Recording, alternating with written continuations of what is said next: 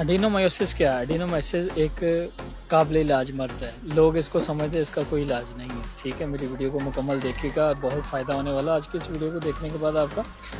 Adenomyosis में पता क्या होता है? एडिनोमायोसिस में ख़वातीन के यूट्रस के अंदर, बच्चा दानी के अंदर ज़ख़म हो जाते हैं। हर वक्त इन्फ्लेमेशन रहती है, स्वेलिंग रहती है, ब्लीडिंग होती रहती है। जैसे छोटे छोटे फोड़े हो जाते हैं ना जल्द के ऊपर, ऐसे ही यूट्रस के अंदर, वजाइना के अंदर इनर साइड पर, इंटरनल साइड पर जो है ना वो छोटे छोटे ज़ख़म से बन जाते हैं और उनमें से हर वक्त ब्लीडिंग होती रहती है, खून निकलता रहता है। ठीक है, तो लोग समझते इसका कोई इलाज नहीं है। इसका पता क्या लोग सोचते, कहते इसको रिमूव करवा दो, यूट्रस को रिमूव करवा दो, जबकि इसको रिमूव करवाए बिना ही इसका इलाज मुमकिन है। अल्हम्दुलिल्लाह, अल्लाह ताला के फज़ल करम से हमारे पास अल्हम्दुलिल्लाह इस तरह के सॉल्व केसेस मौजूद हैं। जिन लोगों को, जिन ख़वातीन को ये एडिनोमायोसिस का मसला बना था, उनका हमने अल्लाह ताला के फज़ल करम से कामयाब इलाज किया और वो ठीक भी हो गई, सेहतयाब हो गई। आज अल्लाह ताला के फज़ल करम से वो माशाल्लाह एक सेहतमंद और तंदुरुस्त ज़िंदगी गुजार रहे हैं।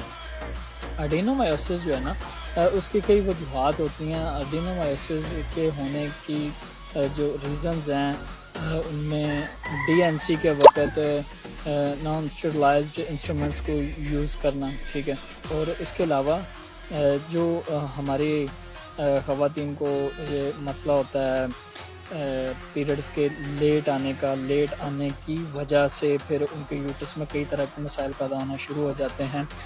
और फिर इसके अलावा PID, पेल्विक इन्फ्लेमेशन डिजीज़, ठीक है, और इसके साथ फिर कुछ ख़वातीन को PCOS भी होता है। PCOS वाली जो ख़वातीन वो इसमें कन्वर्ट नहीं होती, लेकिन जो PID वाली ना वो अक्सर जो है ना वो इस मसले का शिकार हो जाती हैं। एडिनोमायोसिस की जो मेन जो वजह है वो यही है कि भाई जो नॉन स्टेरिलाइज्ड इंस्ट्रूमेंट्स यूज़ किए जाते हैं उसकी वजह से भी ये ख़वातीन को जो मसला बन जाता है। क्योंकि DNC के टाइम जो है ना स्टेरिलाइजेशन को बहुत ज़्यादा ख़ास इंपॉर्टेंस देनी चाहिए, अहमियत देनी चाहिए।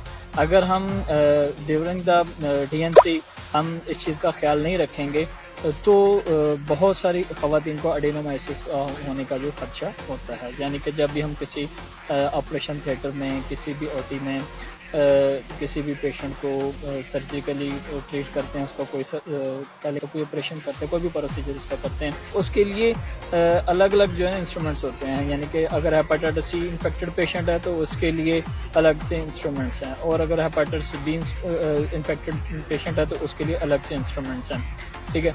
और जो भी हो, चाहे हेपेटाइटिस B इन्फेक्टेड पेशेंट के इंस्ट्रूमेंट्स हों, चाहे हेपेटाइटिस C से रिलेटेड इन्फेक्टेड से रिलेटेड इंस्ट्रूमेंट्स हों, दोनों को ही प्रॉपर स्टेरिलाइज्ड करना ज़रूरी है। अगर उनकी स्टेरिलाइजेशन प्रॉपरली नहीं हो सकी तो फिर इसका मतलब है कि नॉन स्टेरिलाइज्ड इंस्ट्रूमेंट यूज़ करने से ख़वातीन को यूट्रस के अंदर कई तरह के मसाइल पैदा हो सकते हैं। रिसेंटली हमारे पास एक केस आया था लाहौर से, तो उनको डॉक्टर्स ने जवाब दे दिया हुआ था कि इसका कोई इलाज नहीं है, इनको घर ले जाएं या इनकी यूट्रस रिमूव करवा दें, ठीक है। उस बेचारे खातून को हर वक्त जो है ना ब्लीडिंग होती रहती थी, हर वक्त खून जारी रहता था उसकी यूट्रस में से।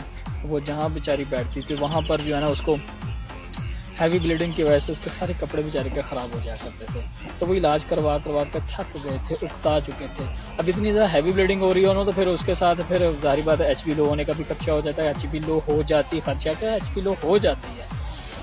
तो अब इसमें पेशेंट के साथ HB को भी बैलेंस रखना होता है और फिर उसके साथ उसका जो एडिनोमायोसिस है उसको भी ट्रीट करना होता है। अब इसमें इलाज बड़ा डिफ़िकल्ट हो जाता है। अक्सर जब ख़वातीन इलाज करवाने के लिए जाती हैं तो इसमें क्या होता है कि जब कोई भी मेडिसिन उनको दी जाती है एडिनोमायोसिस को ट्रीट करने के लिए, इसका इलाज करने के लिए, तो यूट्रस के अंदरूनी वाला जो हिस्सा, जो अंदर वाला जो हिस्सा होता है ना, वहाँ पर हर वक्त जो है ना वो मॉइस्चराइजेशन होती है, यानी कि गीलापन रहता है वहाँ पे, ठीक है। और अब जहाँ पर हर वक्त गीलापन रहता है तो वहाँ पर फिर कोई भी मेडिसिन है उसका इफ़ेक्ट कैसे लेके आना है, वहाँ पर उसको हमने कैसे असरअंदाज, उसको इफ़ेक्टिव कैसे बनाना है, तो ये एक बड़ा चैलेंज सा होता है, ठीक है। अब उस गले के मॉइस्चराइज़र के होते हुए जो है ना वो मेडिसिन को इफ़ेक्टिव बनाना होता है, ये ट्रीटमेंट है। तो अल्हम्दुलिल्लाह सुम्मा अल्हम्दुलिल्लाह हमारे पास इसका जो इलाज है وہ ڈیورنگ دا مائسچرائزنگ جو ہے نا وہ پرسکرپشن جو ہے نا وہ ہماری کام کرتی ہے، مائسچرائزر بھی برقرار رہتا ہے اور میڈیسن بھی اپنا کام کر دیتی ہے۔